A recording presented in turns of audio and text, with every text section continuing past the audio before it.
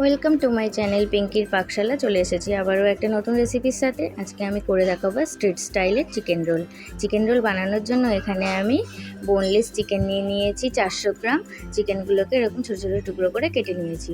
এবার ওর মধ্যে আমি দিয়ে দিলাম 2 চামচ মতো আদা রসুন লঙ্কা বাটা, আর দিয়ে দিলাম 1 চামচ লবণ, হাফ চামচ হলুদ, 1 চামচ জিরে গুঁড়ো, হাফ চামচ গরম মশলা গুঁড়ো, আর হাফ চামচ মিট মশলা, আর 2 চামচ মতো তেল, 2 চামচ দই দিয়ে সমস্ত মশলাগুলোকে একসঙ্গে আমি মাংসের সাথে ভালো করে ম্যারিনেট করে নেব।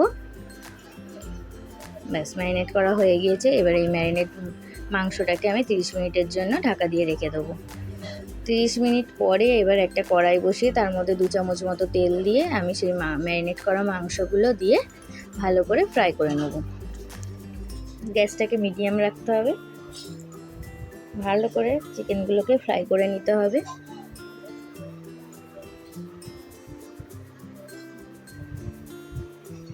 দেখুন চিকেনগুলো থেকে কি সুন্দর তেল বেরিয়ে গিয়েছে, তার মানে চিকেনটা আমার রেডি হয়ে গিয়েছে।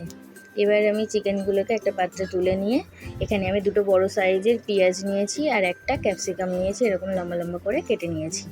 এবার ওই তেলটার মধ্যেই আমি দিয়ে দিলাম পেঁয়াজ কুচিটা আর 2 লঙ্কা কুচি, আর দিয়ে দিলাম ক্যাপসিকাম কুচিটা, দিয়ে সামান্য আমি একটু শ্যালো ফ্রাই মতো করে নেব।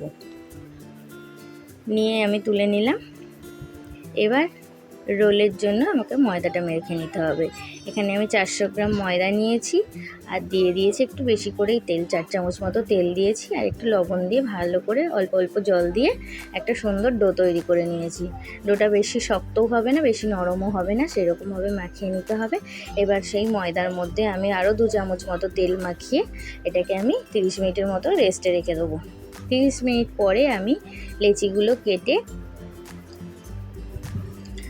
নেবো। এরকম বড় বড় ওই লেচিগুলো রাখতে হবে।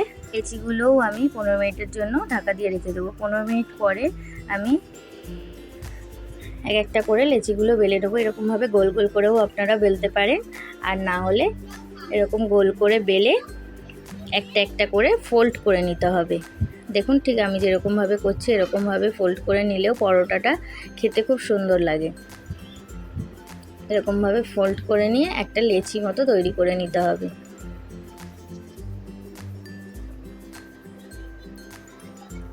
দেখুন এইরকমভাবে আমি সবগুলোই আস্তে আস্তে করে নেব।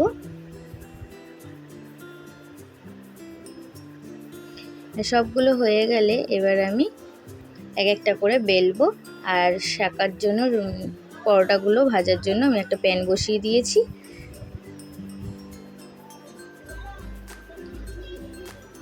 লেচিগুলো খুব সুন্দর করে বেলে নিতে হবে গোল গোল করে।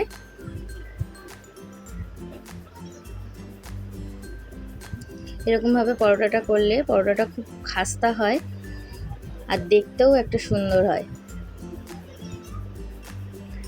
এক পিঠ ভাজা হয়ে গিয়েছে, আর এক পিঠ আমি ভালো করে সেঁকে নেব।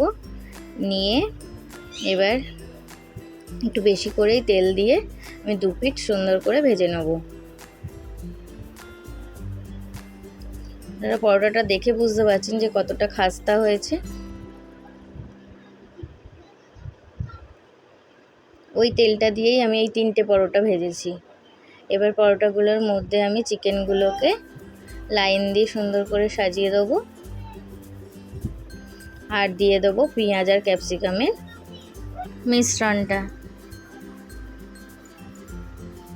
এবার দিয়ে দেবো 1 চামচ মতো চিলি সস আর 1 চামচ মতো টমেটো সস।